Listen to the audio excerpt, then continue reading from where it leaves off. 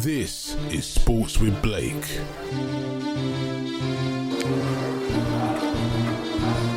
Try not to get knocked out then, right? I don't have insurance here, right? there's no ambulances coming for you, bro. Well, God loves a tryout.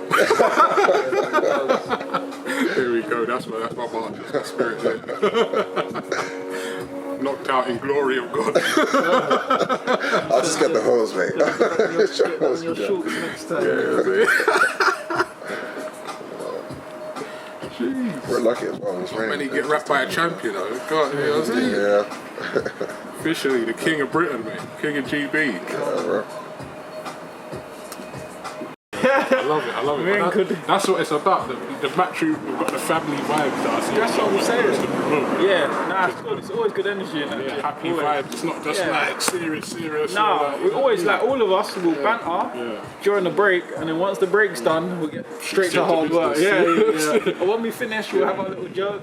But when it's work time, we work. You know what I'm saying? And we banter. The banter's good because like when we're working. If someone's slacking, we'll banter you all day. So you don't want to get bantered. So you know you've got to work hard every day, otherwise you're going to be the victim. Yeah. And the hill runs look serious as well. See them runs? They're not realistic. They're not realistic. Like a triangle, that's not realistic. Them stuff there is a different thing. So what we're going to do, you're going to throw 1-2s constantly for a minute and see how many you can do. Alright, let's do it. I love it. See, before we get into this, guys, this is the Sporting Challenge. I'm here with the British light heavyweight champion, Craig the Spider Richards.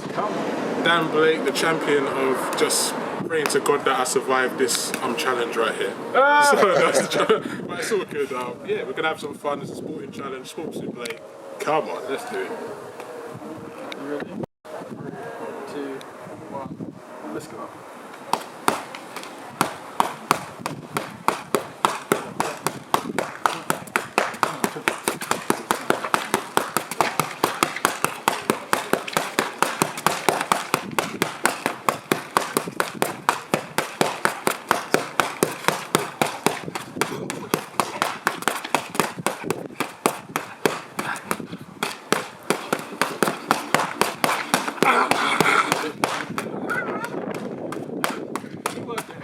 We working.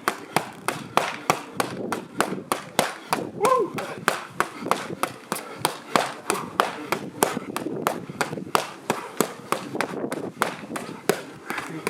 Kick on!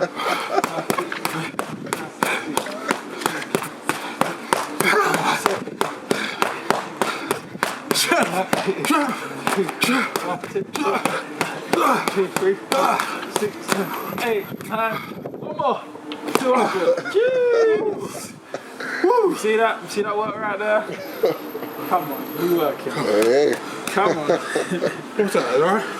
Very good work. You know, you're top on the scoreboard right now. Oh, right. Okay. 200s to beat, is it? 200 to beat. 200 to beat. Nicely done. See? Sporting Challenge.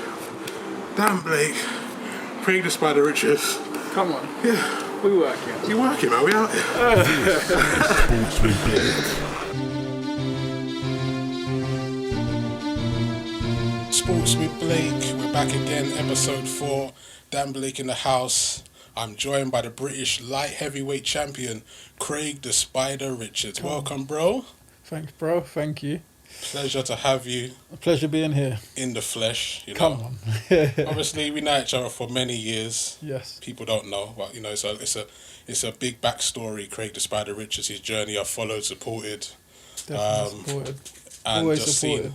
seen the growth and progress in you. And I'm really happy that you stand here today as the British light heavyweight champion. Yes, I'm happy to be the British lightweight champion. This is it. It's an incredible title to have. You know, representing the country like this. It's excellent, bro. Yeah. What does that mean to you?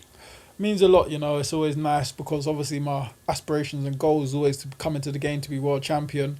But I believe that before you step out to go and represent into the world, you got to dominate your own country, your home turf first. So to crown that and be the British champion, I feel like I can go and now represent Britain with pride to say like I was the champion of my country, and now I'm here to represent the country and go and win against other countries now.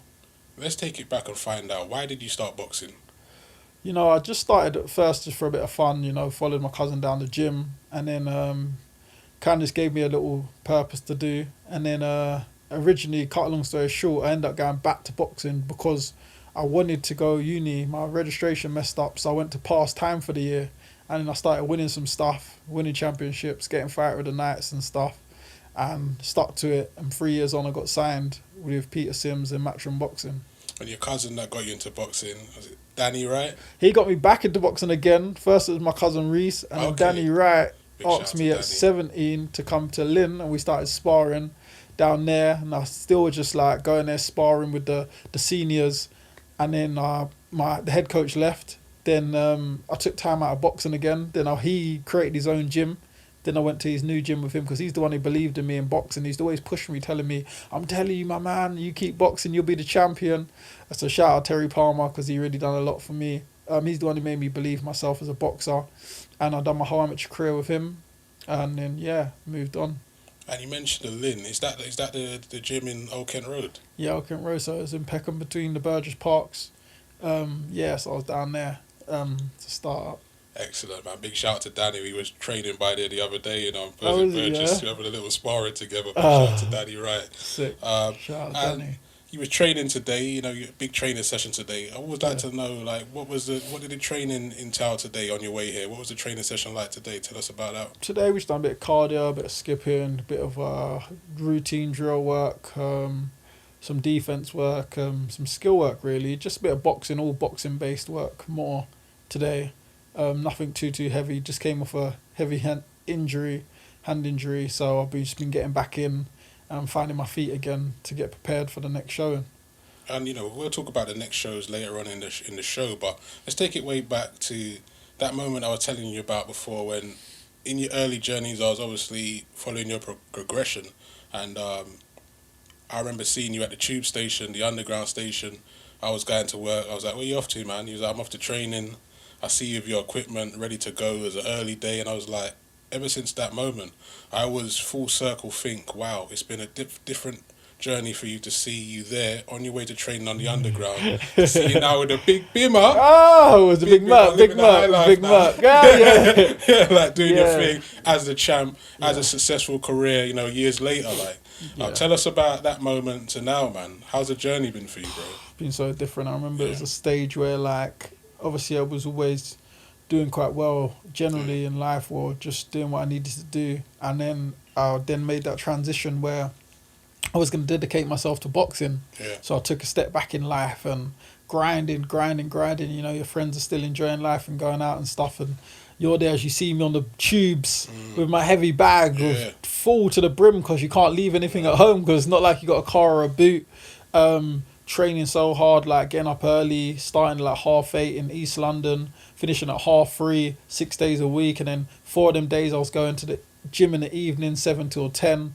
So I was literally just training all day, 6 days a week pretty much, grinding, not really much income because you're not working, you're paying out to go to the gym. So you're just doing a bit of PT and a bit of this and that here and there to just make ends meet. So it was a hard grind, and up until a couple years of that, until I had my professional debut, and then just pushing on from there, and the progress has been great. God's good. I want to talk about if people follow boxing, and if you don't, Craig Richards, he's been established in the game for a while, and there's a lot of history on him, so you should always do your research. Come on. But I want to talk about, on reflection of your last fight, Dimitri Bivol. On reflection, what's your thoughts on that fight, man? Maybe I gauged a few of the rounds wrong. It was a tight fight, but it was one of them situations maybe if it was just two ordinary people, it could have been a draw, whatever. But being the challenger, which I should have known better, being a challenger, I usually like to go for the KO. I thought I could just do enough to nick the rounds, and maybe I just need to start a bit faster. Being a round short on the Russian and the English judges' scorecards, 1 round off from being world champion, just makes me know if I started a round earlier and being more aggressive at certain times, I would be world champion now. Yeah, 100%. And when I reflect on that fight, I just see as you were saying, I thought you convincingly won round 1. Round 5 was a strong round for you, and then rounds I would say 9 to 12 were very strong for you as well, as you were getting on the front foot more. Yeah. You was letting your hands go constantly then, and you was really getting into your swagger and feeling Yeah, yourself. yeah. I think there was definitely 6 rounds that you could definitely tip in my favour, which that's what I'm saying. There weren't much in it. A lot of people said afterwards could have went either way, probably down the middle, 6 rounds apiece. Yeah. A couple of rep judges, they only put him only 1 round, 5 rounds to 7. They scored it. So this is the Super World champion, and to come up to that level and just come up short to be Super World champion is disappointing because to be fair, I had more gears to go through and I didn't go through them, so I could have definitely easily become world champion. Not easily, but I definitely had the tools to become the world champion that day. But now you've gone from British level straight to attempt at world level, and obviously I was just saying to you on the phone, there must kind of be some anxiety in between going into that kind of fight, and then now you've gone to that level and seen that you can mix it at that level. It should have you kind of extremely confident going into a next world title bout that you'll be ready to hopefully get that belt and take it home. Well, 100%. It's like my career. My career's kind of been like that. I've never taken no easy routes from the first time I stepped up. 6 fights in, fighting guys, 12-0, 6 KOs for Southern Area titles. I took that, won that, and then I jumped to the weight above. 5 days notice for the British title against the British champion at weight above. Come up short. Knew what the game was about at that level. Came back, dominated, cleaned up the division, beating guys 10-0, 12-1, 14-0. Won the British, dominated the British scenes after having a feel out of what it's about. Done that, and then now I've moved to world level. I had a feel out, come around short, and now I want to come clean up and dominate at world level now. So it's kind of, I think the path's written. It's just for me to now put the work in, not get complacent, work hard and progress and clean up. Yeah. So I've seen that from what it looks like online. I think you got a mandatory for your belt coming up, right? But what would you say, now reflecting on the world title shot, what would you say is the route now to a world level shot now? For the future, well, where on the map do you see the next route to that title? Well, I leave that down to my team, my management team, my promoter Eddie Hearn. They kind of decide all of that. I just literally get told, right, this is the date, this is who you got. I get in there, fight. That's why they got their jobs and I got my job. That's why their job's to manage and my job is to fight. So they know what I want to get the world title. So they've just got to do what they got to do to get me there.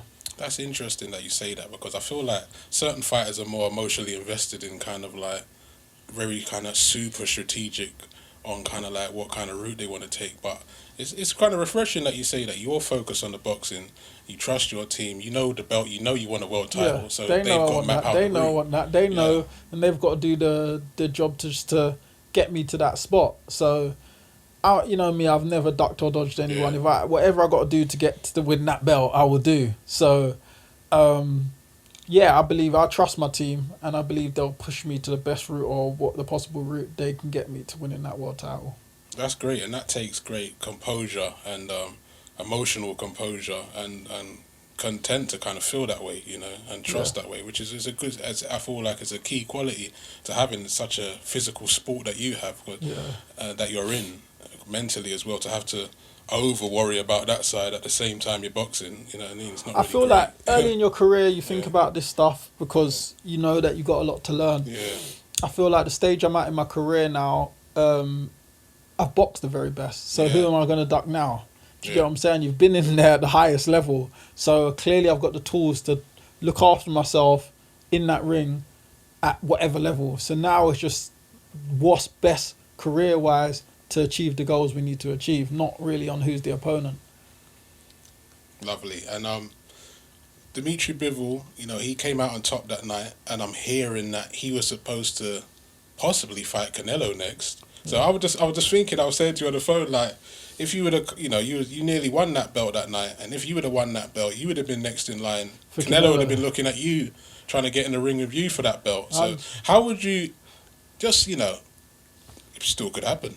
How would you beat someone like Canelo? Because you've seen him, people have seen this guy fight. They've tried different analogies of how they would beat him, and they've kind of come off short. In your mind, Craig the Spider Richards, how would you beat Canelo? Well, I think most fighters, they fear the fighters before they get in the ring. You see, I watched the Callum Smith fight.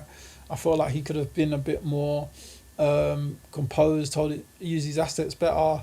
I feel like it's hard. People get overwhelmed with it. And these are the sort of fighters that people dodge. But as you see, like Dimitri Bill's a fighter people dodge. But I don't worry about fighting these guys. If Canelo will just be another human being that I'll be fighting. So I'll go in there and stick to the game plan, whatever's been told to do. I've got enough punch power at light heavyweight. He's not actually a light heavyweight, and I can punch very hard at light heavyweight. I'm very tall for the weight, and I can box. I've got a good IQ, and I'm quite skillful. So I won't get tricked into silly traps either. And I believe that, anyone I can get in there, especially at light heavyweight, I can get the job done. Even if he tries to put like a 7-minute J Balvin performance before he's got into the ring with you. I'll sit there composed. I'll I'll get my stool out and just put my feet up, and then I'll do a bit of pads as he's walking out to warm back up. Might not even do my warm up in the change room. I might just do my warm up when he's walking out. Get a 7-minute warm up. Oh, mate. And the landscape of the light heavyweight division, Yard, Boatsi. I feel like, there was a post the other day on the Zone putting some of the best British light heavyweights together on a poster. Who's the top of the division? Your name was getting talked about a lot as someone that's fought a lot of tough opponents, as you said before to me, and you passed the test. And I feel like people are realising that, and they're putting that out there more vocally online, which I felt they didn't do before. The thing is, what it is, it's like, people don't really know boxing. Like, there's no experts in boxing, so I don't know why people always say, "Oh, this boxing expert said," because there's no experts in boxing. So what people do is, because like boxing's kind of a sport like English in the subject, where like football's like maths. Yeah. If you score, you've got a point. So it's like pretty straightforward. With boxing's opinionated. What you like? Do you like body shots? Did he hit hard? Do you like power shots? What are you scoring?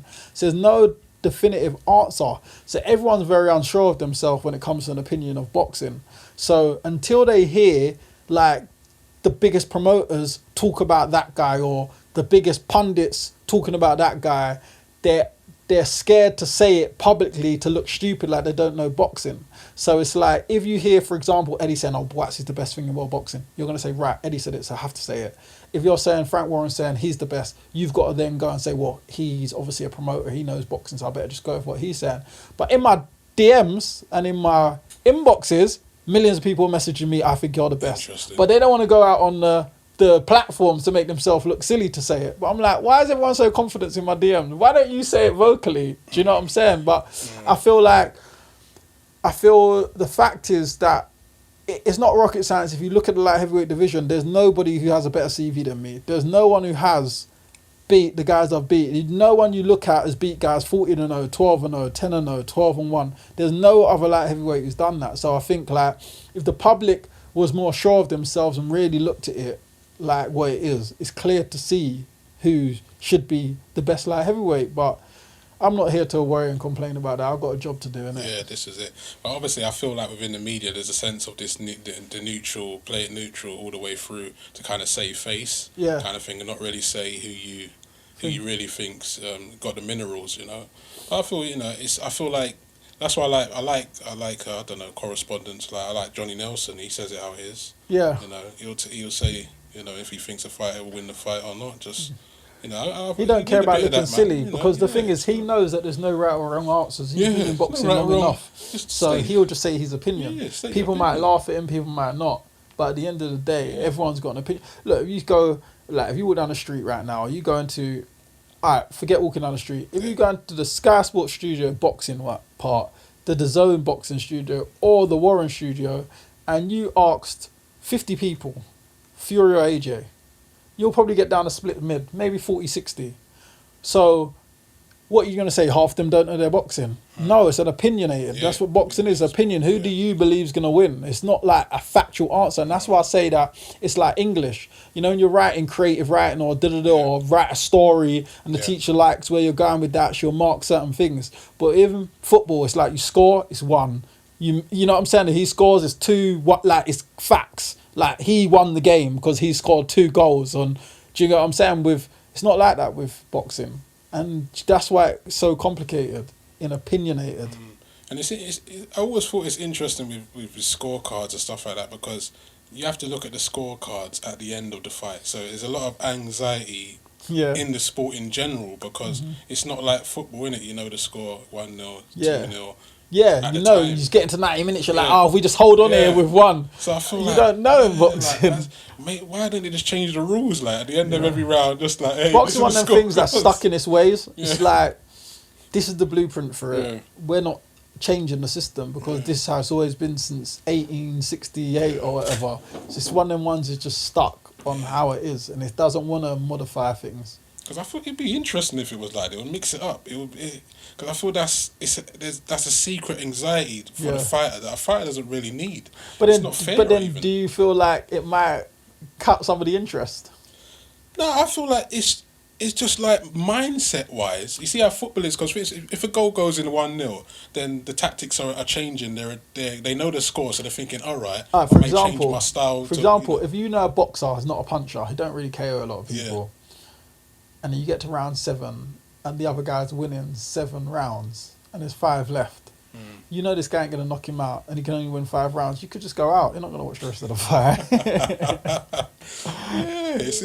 I feel like some people would sway to either way. Some people may like that kind of style. Yeah. Even some fighters may like to know, instead of at the end, then you're waiting to see if. Somebody might walk out though. Might be round 10. He knows. It's a sport. And it might be like 11th round in. Yeah. If he knows he's just not even boxing anymore, he's just swinging for his head, just trying to get the KO. Like it could change the whole game plan of boxing though. But you know what? Eddie Hearn, maybe an idea, exhibition vibes. Yeah, do you know what? I think they should fun. have like an exhibition boxing of that, like a general rules. Maybe they can, so many belts, they can make another belt for that rule. This is it. And let me host it. All good. Yeah, so I'm sure done. And let's talk about the zone. Game changed. I'm loving the logo, the branding. I'm loving seeing yourself. One of my favourites. My favourite British light heavyweight, Craig the Spider Richards. Come on, he's a smart man. That's why. Yeah, that's it. And just love seeing you, the branding, the posters up, seeing you there, and knowing how monumental the deal is between Matchroom and the Zone, and seeing how powerful the Zone is worldwide. I'm a subscriber. I'm early. Got my little early subscription. I'm a subscriber as well. There we go. Even as a fan, I've been paying for the Zone for ages, so I've been boxing on it. Yeah, this is it. It's a bargain. Yeah, it's a bargain. I'm loving seeing it. And you were telling me about the big launch event. Was it last night? Last night was brilliant. And tell us about that, man. Tell us about. Oh, what it the was vibe brilliant. like. We went down there, got invited to the launch, new DAZN launch. There was a lot of public figures there. In there, my jammer, etc., etc. All these kind of things, different footballers, artists, comedians, boxers, and then you got the DAZN team in there launching, the Matchroom team. So you had people from different dimensions, but it was such a beautiful place, nice place. Bar, food, everything was free all night. I see everyone getting their fair share as well. Eddie's pocket's probably low right now. I think his pocket's endless. But it was very good launch. And Eddie's a guy, when he does something, he does it very well. I just wouldn't want to be one of his competitors as a promoter, because he's the sort of man who's just, you wouldn't want to bet against him. He's ruthless, he's competitive, and he'll do what he can to win. He goes the extra mile and he works very hard. He's a very clever man. So he's smart enough he's seen the Sky, he's been with Sky for many years, but he's looked at the future. And if you even see the way he does things, like he knows that everything's changing digital market. So everyone's got smart TVs now. More time when you turn your TV on, how many times you click channel 1, 2, 3, 4. You either click YouTube, Netflix, something like that. So he understands that. He's looked at the market, the young generation coming up, and that's why he's gone to digital market. He knows now you get all sports, from UFC to boxing to whatever you're into. At the moment, £2 a month for a whole month subscription of boxing, UFC, football. So it must be something what interests you. So even if you subscribe because there's a football game you might want to watch, and you're thinking, £2 a month, or I might subscribe for UFC. These are all these subscriptions. So you're getting a good package. He's understood that. So business-wise, he's strategic. If you look at even a launch event, why do you think he's getting all these young public figures at the thing? He knows they're the future where they've got all the audience. So they're attracting more audience to his shows. He's a very, very clever man. And I know, being in his hands, I'm definitely on the right team. Love it. And as I was trying to say, you've been a day one, I would say, Matchroom signing. You've had a long, illustrious career of Matchroom, and it's very nice to see you have a good relationships in the gym with your stable mates, Cordina, Connor, Ben, loads of laughs and jokes and banter. And it's good to see that in boxing because it's a tough sport. But sometimes perception could be like, oh, these guys are just angry guys, mean. Yeah. But like, it's good to see. That's more to the casuals fans, but it's good to see when you're on social media and stuff, you're showing just Different banter and sides. jokes, different sides of your personalities, which I commend. I love to see that, and it encourages people to be like, oh yeah, these guys have fun as well. While they're in the gym. approachable. They're approachable. That's it. There's many times that my mom's told me that she's been at shows and Yeah. people are tapping her saying, "Oh, do you think you can talk to him so I can get a picture?" And she's like, "I'll just go and ask him." Like, I'm not going to approach him. She's like, "He's cool." He's like, "He's alright." It's like, "Nah, he's not." But they're probably just watching you punch someone's head in. You're coming out the ring, they're like, "He's definitely not approachable." But because they're just thinking you're that guy in the ring all the time. But they don't understand you're actually a normal person. Outside, that's your job. You enjoy doing that. I'm not going to say I don't enjoy it. But outside of that, you're just the regular person who doesn't, just normal. We're not monsters. We're not like machines. Yeah, this is it. So the future's bright. Matchroom, the Zone. Just tell us about. Obviously, you had a long relationship being on Sky Sports and growing up as a youngster. Our age group, Sky Sports was like the proper thing, thing. popping, innit? So what. You had some great memories and great moments on Sky Sports 100%. as well. So, I have. I boxed some good times, even we was talking about earlier with the British title first time round. I think that's actually, boxing on that Sky Sports box office show, that's the biggest boxing event in history in capacity-wise ever, the Joshua Tacken one. Oh, wow. It's done the most numbers, so I've enjoyed shows on there, the Golovkin, Kell Brook fight, I boxed on Sky Sports on the card. There's been so many great cards I have had at Sky, and guys like Adam Smith, I like Adam Smith. He's a real good guy, head of Sky of Boxing. Got a good relationship with him. So yeah, I've no bad word to say about them, but I just know that Eddie's obviously seen the future's gone digital, and he doesn't want to be left on a sinking ship eventually. So he was, Yeah, man, big up. The future's bright. What would you say quickly is the most important tools to be a boxer for up and coming boxers? Dedication. Hard work and dedication. So when you hear like Floyd chanting that, you think it's just cliche, but literally them two things, being working, the work effort, the dedication to it, is so important. Like I see people sometimes like training here or there, doing a hard session here 1 week, probably not committed to the lifestyle. So like even yesterday at the launch yesterday, everyone was like drinking, getting things. Everyone's like, "Oh, have this, have a shot." I'm like, "Oh, I don't drink." Everyone's like, "What do you mean you don't drink?" We're at a launch party. I'm like, "Yeah, like boxing ain't just I work hard in the gym and then outside I'm a normal human." It's the dedication outside of the gym as well as inside of the gym. Do you get what I'm saying? 100%. It's not just working hard in the gym, then going home having burger and chips and a rosé wine. You know what I'm saying? You got to make sure your diet, your lifestyle, your sleeping patterns, like an athlete. Exactly. It's not like, can I get a rosé? Yeah, come on. But like, this is what I respect about you for so long, because I know this, knowing you personally. Like, I know you don't drink. I know you're dedicated to your fitness, your training. You take it very seriously. So it's good to see that, through your whole career, that's the kind of attitude you've adapted, and you haven't you haven't let peer pressure get to you. Nah, you got to understand, it's like a average 10-year span. Say for instance boxing, sometimes obviously a lot longer, could be a bit shorter, but average minimum 10 years. You're dedicating yourself to something where you could change your whole life around. Why not give it the solid decade plus and seeing how far you can get, how much money you can make, how much you can achieve, and how much legacy you can leave? Because once your time's up, 10, 15 years in the sport, you're living like the rest of your life where you can do what you want. You know what I'm saying? You have all the money you want, all the time in the world you want. You can drink as much as you want, go partying as much as you want, and it's one of them careers that you retire quite young compared to other careers. So you have a life to do what you want after. So while you're in it, dedicate yourself to it. Let's talk about the divisions of fighting right now. Wait, hold on 1 second. But none of my opponents, though, just drink as much as you want. Get hammered, mate. Get smashed. It's about living your best life all the time. Living the best life. Tell him again. And let's talk about some fights that's coming up. There's Pacquiao, Spence. Thoughts on that? Do you know what? At first I just thought Spence will just walk through him. Watching him in training, Pacquiao's looking sharp. He's back with Freddie Roach. Yeah. He's looking good. So the fight would be more competitive than people maybe anticipate. And it's one of them fights as a boxing fan, I'm looking forward to watching. Can you call it? Who do you think's going to win?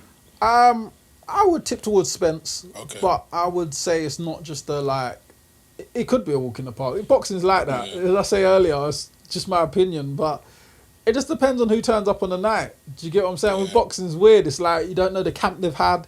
You don't know what their life's been going on in the background. You don't know how sharp or what Pacquiao's got left. Yeah. You know, if you looked at Furman Pacquiao, you'd have said that was a foregone conclusion. Yeah. Next minute you see Furman on his bum and Pacquiao taking his world title shot and killing his unbeaten record. So boxing's always full of surprises. Yeah. I'm interested in the fight.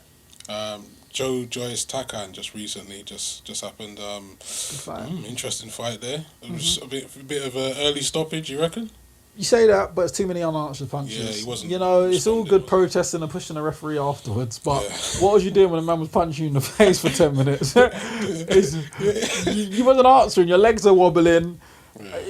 Look, if he got himself seriously hurt and he left him 5 more seconds, everyone would have said, you saw his legs dip twice, he got punched how many times? He wasn't answering back. So why did you let it go on? And I feel like, no disrespect to Takan, but I feel like, ain't that kind of like a schoolboy tactic? Like, you know, like when you're fighting someone at school and this brother you're thinking maybe punch you up, but you're trying to like put up like you're going to go out a crazy one, get people to hold you back. Yeah, it's a hold me back kind of tactic. Let's get the hammer in. 'Cause you know and when the people ref like- finally saves it, it's like, what are you doing? I was about to start doing a madness. No, you wasn't. You was getting punched up, and that's it. Steve Gray is an A-star referee, so he knows when to call it. When I boxed Jake Bull, he was the referee. He had to stop it. Yeah. Jake Bull, the same thing. What are you doing? Like, they always do the fake protest once fake the referee protest, saves yeah. them. But it's just to save face. Yeah. You know, if your crowd's there, your girlfriend's watching, your mum's watching, your aunt you ain't seen in years has come to the show, you're getting hammered and you get stopped and you're like, yeah, thank you. Everyone be like, what happened to you? Yeah. But if you're like, it was premature, I wanted to, everyone's like, don't worry, it was a cheat, next time. You know, you get that so fake it feels support. So good. yeah, it's the fake. Yeah. But in reality, I don't think it was premature. Obviously, the way he looked alright when it got stopped, even at first, I was like, oh yeah, they stopped, he looks alright. But then, so I was like, hold on, he was getting punched in the head for 30 seconds with no unanswered punches. And they say, if you get punched for a period of time and you're not answering back, then the ref has to stop it. Yeah. Do you know what I'm saying? Like, you hear in America, do you know it's a lot easier sometimes in America because the Americans vocalize during the fight what's going on. So you hear the referee say, you're not punching back, you're not firing back, I'm going to have to stop it. If you take any more shots, I'm going to...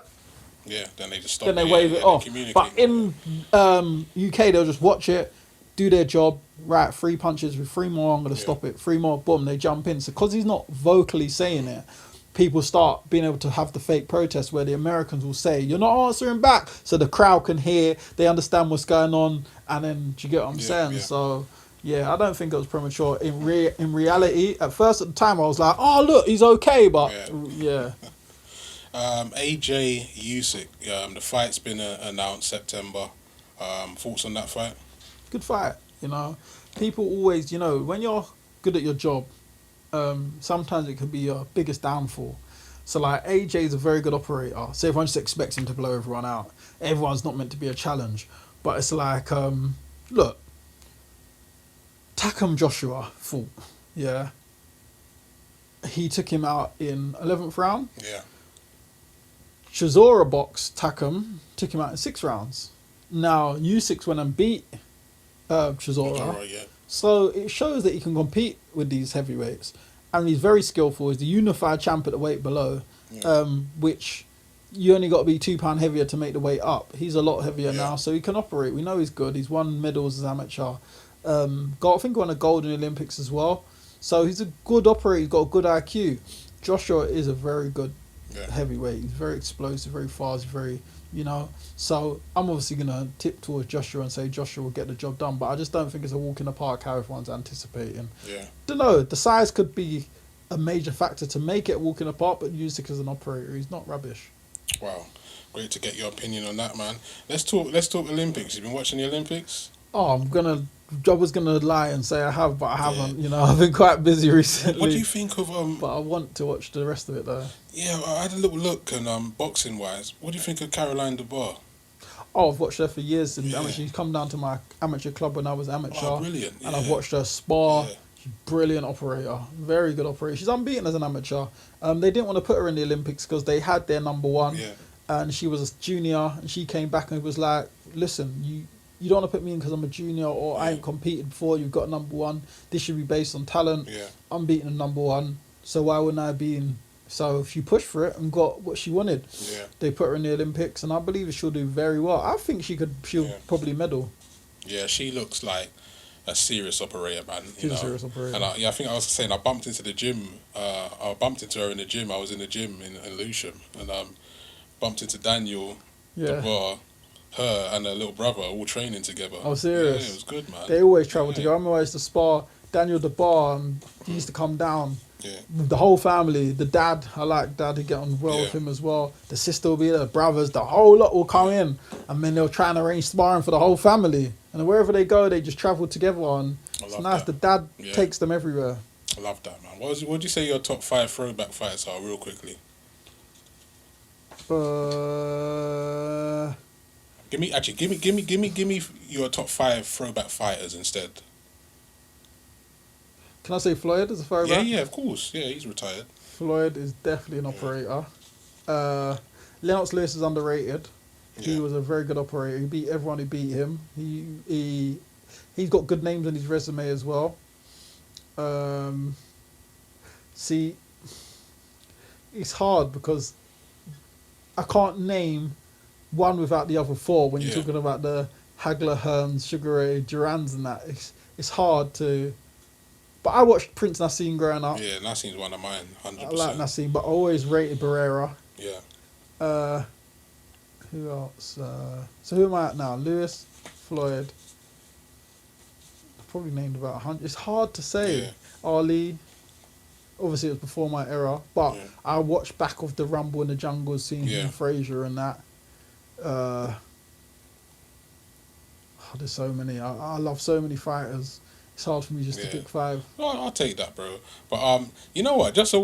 I know people are intrigued to know these kind of questions here. So I want to know, like, away from boxing, what's your number 1 hobby, bro? What do you do when you're not training, bro? Like, you're not fighting. You're just Craig outside the gym. Pre-train. Huh? Pre-train. But not training, I'm pre-training.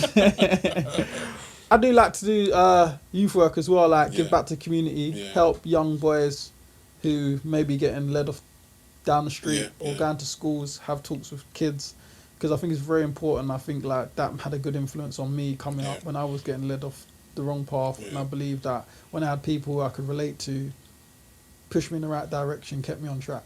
I love that. And like, diet wise, what is your diet, bro? Like, what kind of foods are you putting into your body, like breakfast, lunch and dinner, for everyone trying to get in shape out here? What does Craig fuel the engine with? That's a key question. If I told you that, the opponents were here and they'll be as strong as me. Well, like, give us a B. I don't know. Give us a B-Tech version of it. Eggs are good. Yeah, it's for the morning. Generic. Yeah. What kind of eggs? Poached eggs are good. Yeah, poached eggs. Porridge. Porridge is good with some fruit. Talk. Yeah. Salmon and rice with vegetables is very good. Yeah, like clean food like that. Love that. And we saying you watching Love Island? I don't really. I've watched a couple little bits here and there. I ain't watched the last couple of days. I've been a little bit busy, but it looked of what I've seen okay. I don't really watch stuff like that though. It's interesting to see your take on this kind of topics out there. You know, the general social topics out there and stuff. But Dipset D Block. What's your thoughts on that? Versus coming up.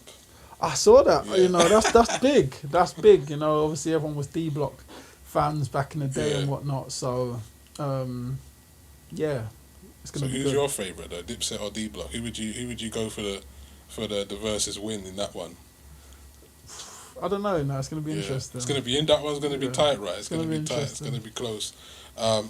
Mindset when you wake up, bro. What's the first thing you think of when you get up? What's your mindset for life? Look at my tasks and make sure I complete everything for my day. And that's 100% every day. Every day. Every day. And we do a thing on my show, we call it the language check. So I want to see, like, what's a boxing language check sound like? So what kind of slang in the boxing gym that you say that we wouldn't have no idea what that means, that you could share with us now? Or like a secret code when you're in the ring and it's like fight or flight, and your coach is telling you something subliminal or something. Dig deep. Oh, dig deep. Okay. Dig deep means when you got nothing left, just keep pushing. Love that. And tell us about the next fight. When are you back out? When you back in the ring? Out October. The T's and I's got to be crossed and dotted. So we'll go over that in the next few weeks and see what we got next. But we know we're trying to get back towards that world title shot. That's the aim. We don't know what route it's gonna. I don't know what route it's gonna be, but my team's obviously in charge of that at the minute. This is it. And Craig, just a quick message to your supporters and fans out there. If anything you would like to say to them, let it be known now, my bro. Just want to say thank you for the support. Continue supporting me. Thanks for the DMs who always say, "Oh, I believe you're the best light heavyweight in the country," but don't be shy. Say it publicly. Thanks everyone. Pleasure. So I've been joined by Craig the Spider Richards, British light heavyweight champion. Dan Blake in the house, episode 4. Let's wrap it up. Garden of Rhythm. But this is what you need to do before we go, though. You need to make sure that you come to the Garden of Rhythm to get your podcasts in, like we're doing right now. Get your vocal recordings in. Get all your music. If you're a producer, a musician, anything to do with audio, come to the Garden of Rhythm. GardenofRhythm.com for the information. And they also have massive events going on where live performers can perform. And, get yourself out there. So make sure you go on the website, you get your tickets, and you support the Garden of Rhythm and everything they do. Tell them Dan Blake sent you. We working. All right, peace. Come on. Sports with Blake. On Dan Blake TV on YouTube. Dan meets sports fanatics and some of the biggest sports entertainment stars